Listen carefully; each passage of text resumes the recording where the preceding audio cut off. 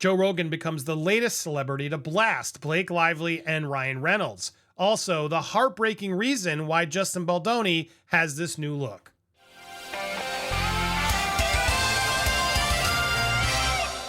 Welcome to Popcorn Planet. I am Andy Signore, and Joe Rogan is the latest personality, celebrity to come forward and defend sweet Justin Baldoni, calling out Blake Lively and Ryan Reynolds, saying they effed up. We have the clip. We're going to go through it. Also, we're going to talk about the real reason, apparently, for this haircut, and it's kind of heartbreaking. Before we get there, let's play this clip where Brandon Schraub and Joe Rogan are talking about the Justin Baldoni case. Wow. You've been following the Justin Baldoni, Blake Lively thing? Bro, Blake Lively, talk about ruin your reputation, and Ryan Reynolds. Yeah, they fucked up. Ryan's trying to get out of it now. He's trying to get out of the lawsuit, and they're like, you were a key part of this. This is what you get, though. This is what you get. You're trying to fucking ruin a guy's livelihood by using the Me Too movement? Because they were trying to take over the movie. Yeah. They were trying to take over the movie and the whole franchise. He owned the franchise. Which people forget this was a franchise. It's a couple books. The whole thing's crazy. They're fucked. And he's suing the New York Times, and he's got a great case. He's going hard in the paint. But that's what it takes. That's what it takes. It's like Johnny Depp. Yeah. He's like, all right. Yeah. He did it for the boys. Exactly. You got to do it. You need real motherfuckers to be like, nah, man, I ain't going out like this. Yeah, especially a guy like that. It was like known as being like this really sweet, nice guy. Yep. And then it's like, all right, dude, enough. he posted the receipts. Oh, he's like, oh, receipts are remember our crazy. tech exchange? Bah, bah, Well, how about bah, she told him to come into the dressing room while she was breastfeeding? The fun and then ass. part of the complaint was that he came into the dressing room while I was breastfeeding. Like, you literally have a text exchange back and forth.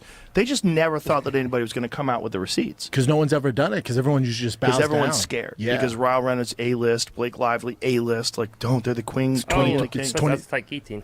Oh.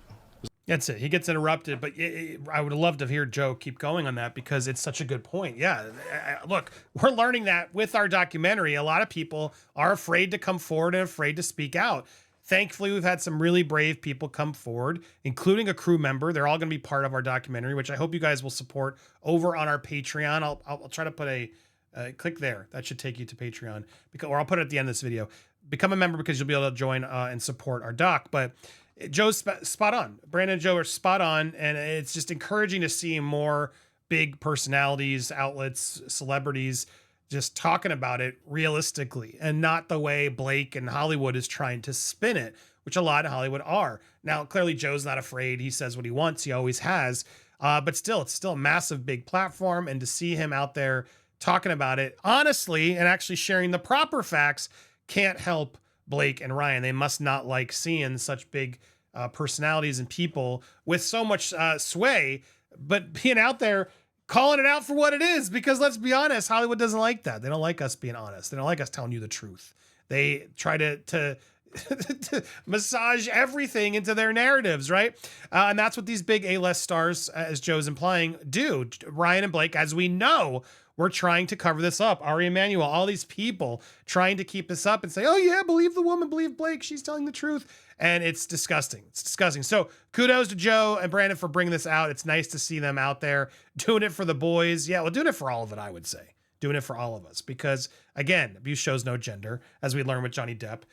Women can be bad. Men can be bad. Yeah, we should listen to everybody. If they got a complaint, if you're going to come forward and make this complaint, you want to assume they're not lying and making stuff up.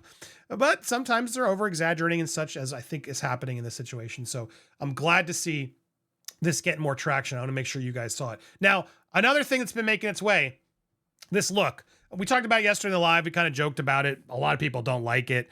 I assumed it had something to do with maybe his kids helping him cut his hair or whatever. He's going through a lot. The reality is he's going through a lot. And I got thoughts on this. But Daily Mail is now coming forward and saying the real truth, the heartbreaking truth behind the dramatic look is this. The father of two unveiled his new surprising look last week, shortly after admitting he was exhausted from a year of emotional stress. He's been spending time with his children in Hawaii with his wife, and he debuted this edgy haircut, stark contrast from his character in the movie. Now, sources have revealed after struggling with the huge toll on his physical and mental health, Baldoni was prompted to make big changes. Justin's physical and mental well-being was severely impacted by this. An insider told Daily Mail, it's extremely disturbing for him to look back at photos of himself from last summer when all this was going on. Now, look, I can relate to this. I'm sure a lot of you watching can. When you need a change to your emotional state and being, and you're stuck A haircut can actually really do that. If you have your typical look and you actually shave it off or grow it out or dye it or do something crazy to it, it really can change your point of view of, okay, we're starting a new phase. We're doing something else. For the longest time, I had a ponytail through high school, and then I had an issue, a moment, and it was a very traumatic, emotional moment for me. And I made a point to cut it all off. I was like, I got to cut this off. I got to start fresh. I can't be the only one who's had that moment. Tell me in the comments if you can relate to clearly what Justin did here and what I felt. I assumed he's got young kids. I remember me during the pandemic. I let them sort of go crazy a little bit with my hair. This felt like something maybe the kids were part of, which would be cute in itself and would be a nice moment to share. Regardless of who actually did the shaving, I don't know. I can't prove that's my theory. But yes, the fact that he was having such a tough time emotionally, physically, and those photos were disturbing him.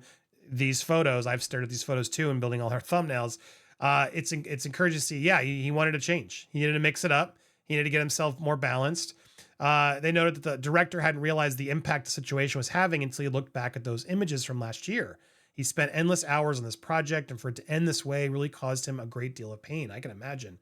He lost weight, struggled with poor eating and sleeping, became severely depressed, constantly having to defend himself against false accusations. Again, I will also say this is good for his lawsuit. This is good to look bad. I know it's not. You don't want to be bad. You don't want to show those growth moments, which you get. It doesn't mean he's still not suffering, but unlike Blake Lively, who's out on South by Southwest in these dresses and changes and narrating Penguin documentaries, and Ryan's getting awards and showing up to TED Talks, Saturday Night Live. Those two are still working. They're still making it all happen. Justin's out in Hawaii with the crazy haircut, trying to make his life not fall apart. I believe this. Losing jobs and watching his career fall apart pushed him in a very dark place. Though his legal woes are far from over, the source says his side of the story has offered a slither of hope. Things began to take a turn when the truth started to come to light. In response, Justin decided to leave LA, take his family to Hawaii for an extended stay. Being there has reconnected him to his true self and his now physical and mental spiritual harmony. He couldn't be happier with his appearance now. He loves the way he looks, and he knows this will benefit him when it's over. He begins auditioning for roles again. Justin's working through all this and very confident that in the end, justice will prevail. I think we all have that feeling. I think we all do. And I'm not going to criticize this look. I think it's a cool look. And with his family, I said it during my live, and I'll say it again. And Justin, if you're watching or someone passed along Justin, I've been in a similar situation. I'm not trying to compare, but I've been in that dark place where you're pushed out by society. Lies are being spread about you. And it's a really dark place, However, I hope someone in your life, and you're starting to see it, you can enjoy this time. I know that seems weird, but you're in Hawaii with your wife, with your kids, so much love, time away, time off. You will look back on this time when you get your justice, and you'll miss this time in a way and wish you had really been maybe even more present or positive about this time you can have. I know it's hard through the depression, the emotions. I get it. But I hope at some point he's got a support system and people in his corner, and clearly people online, a lot of us having his back. I hope that can give him enough strength to try to enjoy this time with his family while he has to wait through this it's ridiculous stress, and remember that it's not over, and that no matter what happens, he'll be able to keep going, just like we all are able to keep going and build up. And I think he'll have a lot of support when he does, based on the truth coming forward. Regardless of whether a jury or judge say, the time with family is so precious. It's so small. It goes by so fast.